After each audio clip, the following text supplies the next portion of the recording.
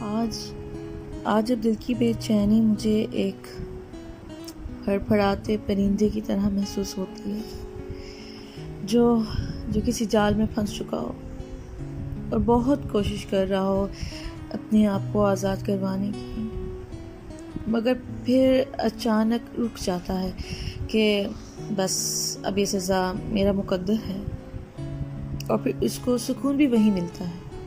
اسی طرح اس کی محبت کے حصار میں پہل میں نے کوشش کی کہ شاید نہ ہو اس کا سحر مجھ پر طاری، مگر یہ جو طلسم محبت ہے نا، یہ روح کو فنا کرتا ہے اور روگے عشق میں سکون کا متلاشی بنا دیتا ہے۔